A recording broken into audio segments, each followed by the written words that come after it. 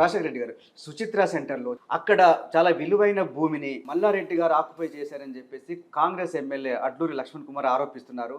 మొన్న మీరు స్పాట్ కూడా వెళ్ళి చాలా కొద్ది ఇష్యూ చేశారు దాన్ని. ఎందుకు అసలు అది మీ స్థలం అని చెప్పడానికి మీ దగ్గర ఆధారం ఏదైనా ఉందా? సార్, మీరు ఒరిజినల్గా దీన్ని నేను ఖండిస్తున్నా అండి, ఆక్యుపై చేశారనేసి. మల్లారెడ్డి గారు కేటగిరికల్లీ ఈ సెడ్ ఒకవేళ నేను ఆక్యుపై చేసినా లేకపోతే అట్లూరు లక్ష్మణరావు గారు ఆక్యుపై చేసిండ్రు అనుకుంటే మేము రిజైన్ చేయడానికి కూడా సిద్ధంగా ఉన్నామని చెప్పేసి ఆయన కేటగిరికల్లీ చెప్పిండు. ఎందుకంటే ఒరిజినల్గా ఈ ల్యాండ్ మదన్ మోహన్ అనే వ్యక్తిది. ఆయనకు ఓఆర్సీ ఇవ్వడం జరిగింది.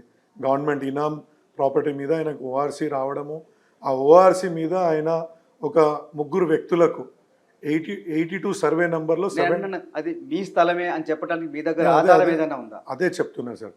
17.31 ఎకర్స్ సార్, అది టోటల్ 82 సర్వే నంబర్లో. 82 సర్వే నంబర్ పర్టికులర్లో ఆ 82 సర్వే నంబర్ ఇవి మేము తీసుకున్న సేల్ డీడ్స్ సార్. ఇవన్నీ మేము కొన్న సేల్ డీడ్స్, ఇవన్నీ కూడా ఇవన్నీ ఇక్కడ ఉన్నాయి, మేము తీసుకున్న సేల్ డీడ్స్. సో మేము 1.29 ఎకర్స్ ఆయన రామలింగరాజు అనే అతనికి అమ్మితే, రామలింగరాజు ద్వారా దూల్చంద్ సిల్క్ మిల్స్ అని అక్కడ 30 సంవత్సరాలుగా ఆ మిల్ నడిచింది, అతను తీసుకున్నాడు. అతని దగ్గర నుంచి మేము 2011-12లో మేము పర్చేస్ చేసాం. ఏది ఏ సంవత్సరంలో?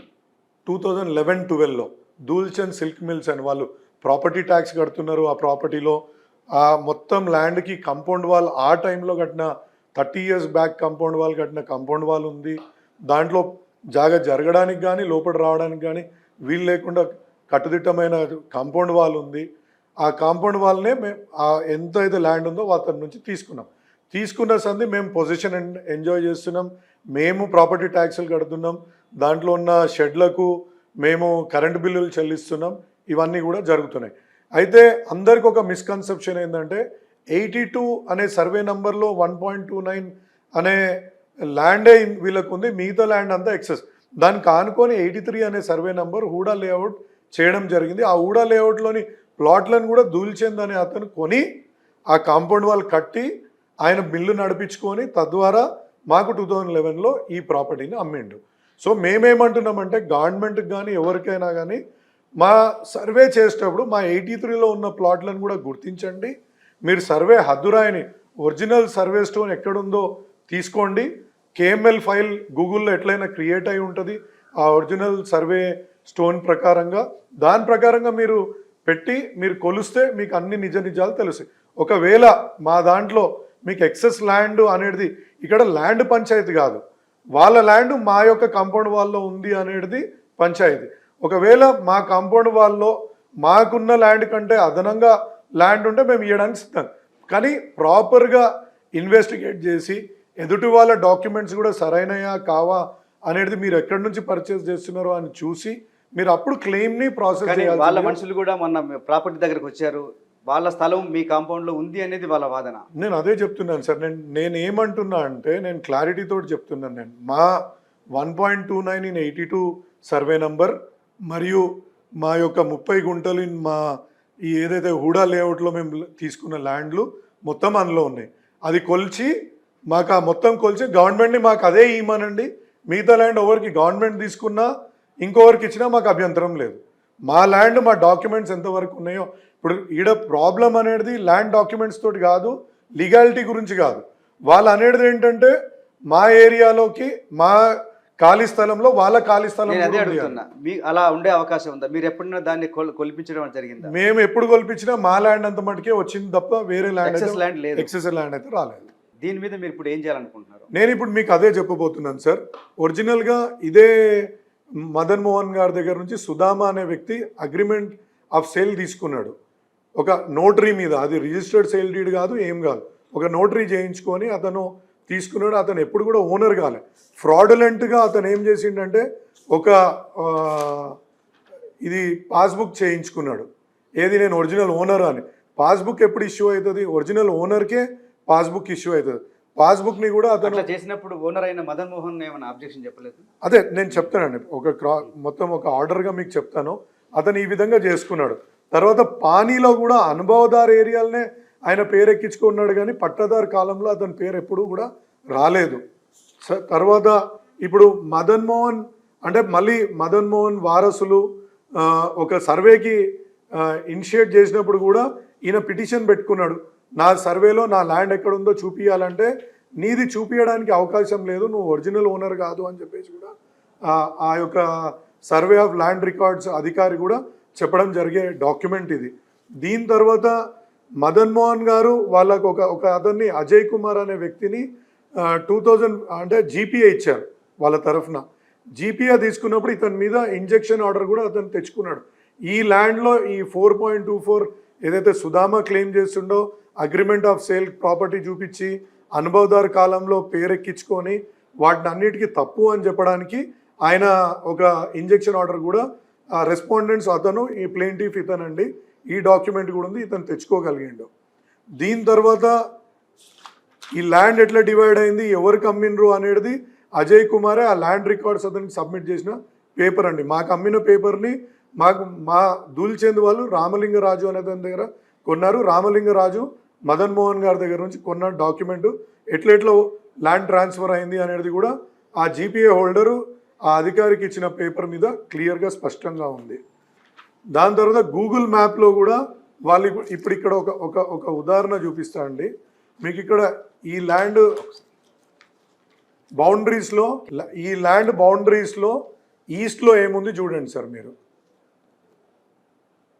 నేషనల్ హైవే ఉంది కదా, దీన్ని ఇప్పుడు వీళ్ళు వాళ్ళకు అమ్మిన దాంట్లో ఏముందో ఒక్కసారి చూడండి. Part of survey number 82/EE. So మీకు దీని ద్వారా మీకు తెలుస్తుంది కదా వాళ్ళు ఎన్ని రకాలుగా ఫోర్జరీకి పాల్పడి ఎన్ని రకాలుగా ప్రజలను ఇబ్బంది పెట్టడానికి ప్రయత్నం చేశారు. మీరు పాత గూగుల్ మ్యాప్స్లో తీసుకున్నప్పుడు కూడా అతను మిలిటరీ ల్యాండ్లో ఏ విధంగా బౌండరీస్ వేసి రూమ్స్ కట్టి చూయించుకున్నాడు అనేది గూగుల్ మ్యాప్ చూపిస్తుంది. గూగుల్ మ్యాప్ చూపించినాక దాన్ని వీళ్ళు మిలిటరీ వాళ్ళుగా ఊరుకునేది లేదని చెప్పేసి కొట్టేయడం జరిగింది. ఈ ల్యాండ్ కొంచెం రైల్వేస్కి పోయింది. ఇప్పుడు మీరు బహుశా చూస్తే సుచిత్ర జంక్షన్ రాకముందు ఒక రైల్వే బ్రిడ్జ్ వస్తుంది. బ్రిడ్జ్ రాకముందు కూడా లెఫ్ట్ సైడు కొన్ని సెటిల్మెంట్స్ ఉన్నాయి. అది కూడా ఈయన క్లెయిమ్ చేస్తుండే సుధామా అది నా ప్రాపర్టీ అని.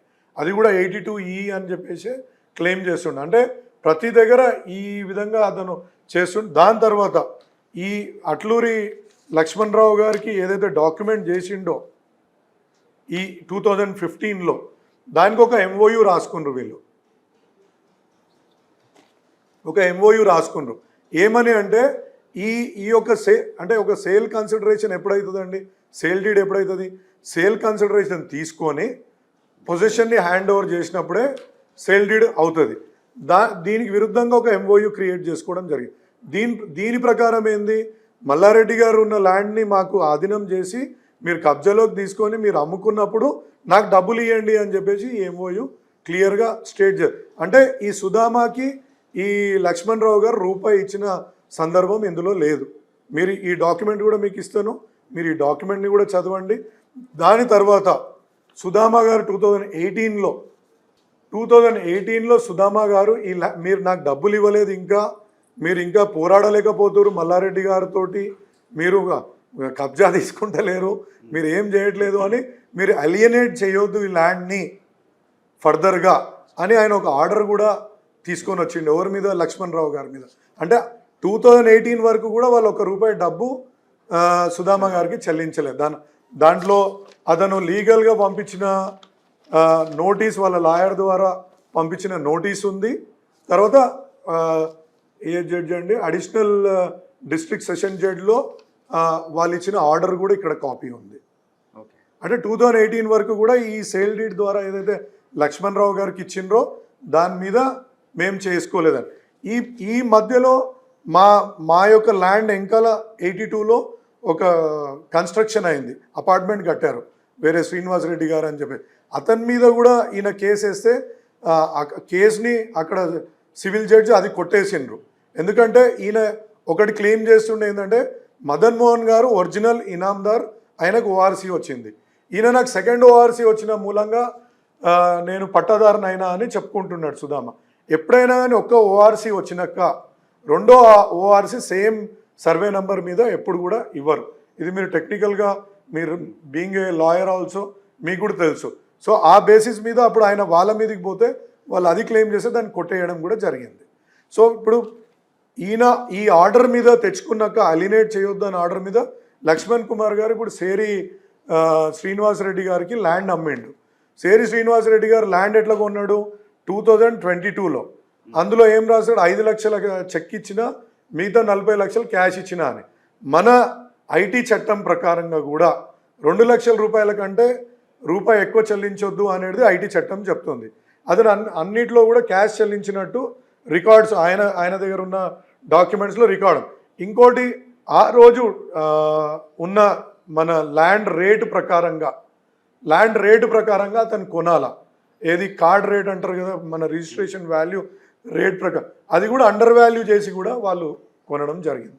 సో ఈ విధంగా ప్రతి దగ్గర మీరు చూస్తుంటే ప్రతి ట్రయల్లో ప్రతి దగ్గర డాక్యుమెంటేషన్ క్రియేట్ అయ్యేటప్పుడు ఎదుటి వాళ్ళని ఇబ్బంది పెట్టాలని అక్కడెక్కడ కూడా సేల్ కన్సిడరేషన్స్ ఎక్కడ కూడా కంప్లీట్గా ఇవ్వని పరిస్థితే మీకు కనిపిస్తుంది, కానీ ఇచ్చిన పరిస్థితి ఎక్కడ కూడా కనిపించట్లేదు. దీని మీద మీరు ఫర్దర్గా ఎట్లా ముందుకెళ్ళబోతున్నారు సార్? మేము 2011 నుంచి ఏదైతే ధూల్చంద్ గారు అంతకుముందు 30 ఏళ్ళ నుంచి అక్కడ మిల్ నడిపించిన దాని మీదే మేము తీసుకోవడము, అదే కాంపౌండ్ వాల్, మేము కొత్త కాంపౌండ్ వాల్ కట్టింది లేదు. మొన్న వాళ్ళు వచ్చి కూలగొడితే మళ్ళీ కట్టుకుంది తప్పితే మీకు ఇంకా ఆ పాత గోడలనే చూపిస్తాను, ఆ పాత గోడలే ఉన్నాయి. మేము కొత్తగా ఒక ఏరియాలకు జరిగింది కాదు. మేము మళ్ళీ చెప్తున్నాం. ఇప్పుడు మొన్న పోలీస్ వాళ్ళు ఇప్పుడు వాళ్ళకి ఏదైనా ప్రూఫ్ ఉండి వాళ్ళు ఒరిజినల్ ఓనర్స్ అయితే ఇప్పుడు వాళ్ళు అంటున్నారు కదా మేమే ఒరిజినల్ ఓనర్స్, మాకు ల్యాండ్ ఉంది, మాకు ఇంజెక్షన్ ఆర్డర్ ఉంది అనుకున్నప్పుడు రైట్ రాయల్గా పోలీస్ తోటి వచ్చి మీకు కూలగొట్టాల్సిన అవసరం ఏముంది? రైట్ రాయల్గా వచ్చి కూలగొట్టకుండా మీరు పోలీస్ ప్రొటెక్షన్ తోటి ఆ ల్యాండ్లోకి రావచ్చు ఒకవేళ మీకు ఏమైనా ప్రాపర్ ప్రూఫ్స్ ఉంటాయి. సాయంత్రం రాత్రి 10 గంటలకు ప్రవేశించి మా సెక్యూరిటీ గార్డ్ని బెదిరించి మన సీసీ కెమెరాస్లను ధ్వంసం చేసి అక్కడున్న ప్రాపర్టీని ధ్వంసం చేసి రావాల్సిన అవసరం ఏముంది? మీరు రైట్ఫుల్ ఓనర్ అయితే ఇవన్నీ చేయాల్సిన అవసరం మీకు ఏముంటుంది? సో మీరు ఆ విధంగా చేసిందంటేనే దానికి 2 రోజులు ఏసీపీ గారి కింద ఉన్న మొత్తం SHOలు, సిఐలు, SIలు, స్పెషల్ బెటాలియన్ ఫోర్సు ఇవన్నీ రావడం ఏముంది? మేము 17th నైట్ ఇది జరిగితే 18th మార్నింగ్ 7:30-8 గంటలకు సిఐ గారికి ఫోన్ చేయడం, సార్ నేను బిజీ ఉన్నా, నేను వేరే దగ్గర ఎక్కడో మాకు బాసులు పని చెప్పిండ్రు కాబట్టి అక్కడ ఉన్నా అని అతను చెప్పడము. అరే ఇట్లా కూలగొడుతుండ్రు బాస్ అని చెప్పినా అతను ఏదో పెరడ్ ఉంది, ఇంకోటి ఏదో ఉంది అని చెప్పడం. దాని తర్వాత ఏసీపీ గారికి కూడా ఫోన్ చేయడం జరిగింది. అవన్నీ కూడా ఫోన్ రికార్డ్స్ ఉన్నాయండి. తర్వాత మేము డీసీపీ గారికి మీ ఫర్దర్ కోర్స్ ఆఫ్ యాక్షన్ ఏముండబోతుంది? తప్పకుండా మేము కలెక్టర్ గారికి చెప్పాము, మళ్ళీ మేము కమిషనర్ ఆఫ్ పోలీస్ గారి దగ్గరికి కూడా ఇవన్నీ వివరాలను తీసుకెళ్ళినాం. మేమేం చెప్తున్నాం, ఒరిజినల్ స్టోన్ అంటే సర్వే స్టోన్ ఎక్కడుంది దాన్ని ఇప్పుడు మీరు గూగుల్లో మనం KML ఫైల్ వాళ్ళు క్రియేట్ చేసి పెట్టి ఉంటారు, దాని ప్రకారంగా మీరు మా OS నెంబర్ చూపెట్టండి. OS నెంబర్ ప్రకారంగా ఎక్కడెక్కడ ల్యాండ్ ఎవరెవరికి డిస్ట్రిబ్యూట్ అయింది అని చూపించండి.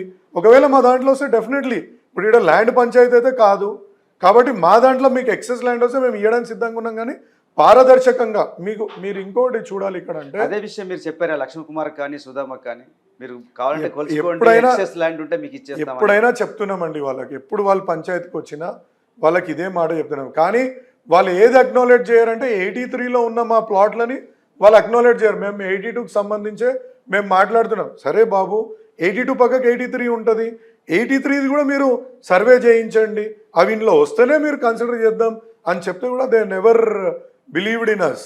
మేము అంటే ఇప్పుడు మీరు ఇక్కడ ముఖ్యంగా గమనించాల్సింది ఏంటంటే ఆ కాంపౌండ్ వాల్ మేము కొత్తగా పెట్టింది కాదు సార్, ఆ షెడ్లు మేము కొత్తగా కట్టినవి కాదు, ఏదో చిన్న రిపేర్లు మైనర్గా అవి ఇవి ఉంటే చేయించినవి.